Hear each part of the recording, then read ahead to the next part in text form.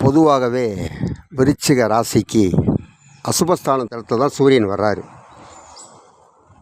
ஆனால் அது பெரிய பாதிப்புலாம் உனக்கு கொடுத்துறாது, பயப்பட வேணாம். கொஞ்சம் அலைச்சல்கள் இருக்கும். எந்த காரியத்தையும் எடுத்தோம் கவுத்தோன்னு இல்லாமல், கோபதாபங்கள் இல்லாமல் நிதானமாக முடிவெடுக்கணும். டக்கு டக்குன்னு முடிவெடுத்தோம்னா அது இரட்டை செலவாயிரும், வேறு ஒன்றும் கிடையாது. ஏற்கனவே விருச்சிக ராசி நேயர்கள் ஒரு 3-4 மாதமாகவே ஒரு சில கடன்களால் பாதிக்கப்பட்டு இருக்காங்க. ஸோ அந்த கடன் இன்னும் கொஞ்ச நாள் கழித்து அடையக்கூடிய சூழ்நிலை வரும். இப்போதைக்கு இருக்கிறத வச்சு ஓட்டிக்கணும், அவசரம் மட்டும் படக்கூடாது. மாணவர்களுக்கு படிப்பில் இந்த கோளாறும்லாம் நல்லா படிப்பாங்க.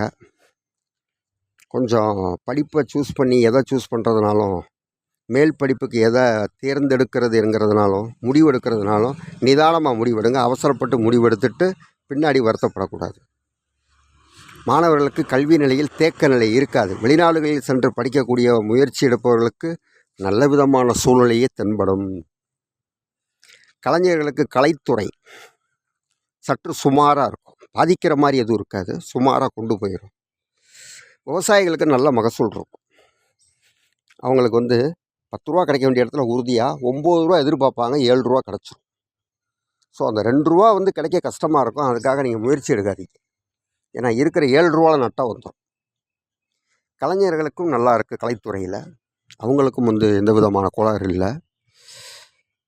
அதற்கடுத்தது மேலதிகாரிகளின் ஆதரவு சற்று சுமாராக தான் இருக்குது. ரொம்ப சொல்லிக்கிற மாதிரி பிரமிப்பு எதுவும் கிடையாது. அதனால் அந்த இதுகளில் கொஞ்சம் அனுசரணையோடு தான் போகணும், அவசரப்படாமல் போகணும். கொடுக்கல் வாங்கல் கொஞ்சம் சுமாராக தான் போகும். யாரையும் நம்பி கையெழுத்து போட்டுறக்கூடாது. இரத்த உறவுகளில் கொஞ்சம் ஜாக்கிரதையாக இருக்கணும். ஏன்னா விருச்சிக ராசி நேயர்கள் சொந்தங்கள் பந்தங்கள் இதுக்கு ரொம்ப முக்கியத்துவம் கொடுப்பாங்க. ஸோ அந்த மாதிரி இதில் கொஞ்சம் ஜாக்கிரதையாக இருக்கணும். ஏன்னா அவங்களுக்கு ஏதாவது ஒரு ஜாமீன் வாங்கி கொடுத்து அவங்க கட்ட முடியாத சூழ்நிலைகள் இருக்கும்போது குடும்பத்தில் மனக்கசப்பு உண்டாகும். வரன் பார்த்து காத்திருக்கிறவங்களுக்கு தான் கொஞ்சம் சிக்கலாக இருக்குது. கல்லை கண்டா நாயக்கானோ, நாயக்கண்டா கல்லை கண்ணங்கிற மாதிரி என்னதான் ஒரு சில முயற்சிகள் எடுத்தாலும் நம்ம விரும்பின மாதிரி உள்ள வரம் அமையிறது கஷ்டமாக இருக்குது. கொஞ்சம் பொறுமையாக இருங்க, காலப்போக்கில் கனிந்து வரும். இந்த அணி மாத பலன்கள்லேயே எல்லாம் வந்துடும் அப்படின்னு சொல்ல முடியாது.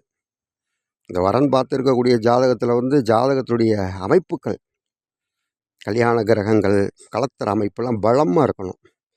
பலமாக இருந்துச்சு அப்படின்னா ஆட்டோமேட்டிக்காக நடக்கும். கணவன் மனைவியிடையே விட்டு கொடுத்து போகிறது ரொம்ப ரொம்ப நல்லது. ஒருத்தருக்கு ஒருத்தர் டக்கு டக்குன்னு, ஏன்னா விருச்சிக ராசினிகள் டக்கு டக்குன்னு பேசுகிற டைப்பு.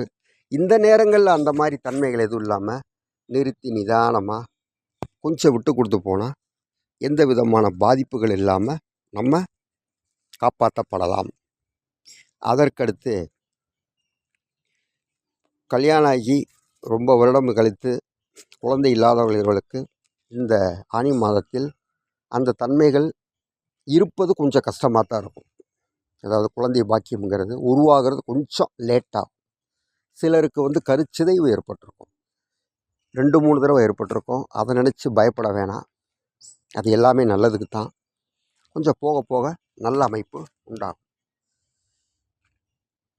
எல்லா வளங்களையும் பெற்று விருச்சிக ராசினிகள் நல்லா இந்த ஆனி மாதம் இருக்க நான் வாழ்த்துகிறேன். நன்றி.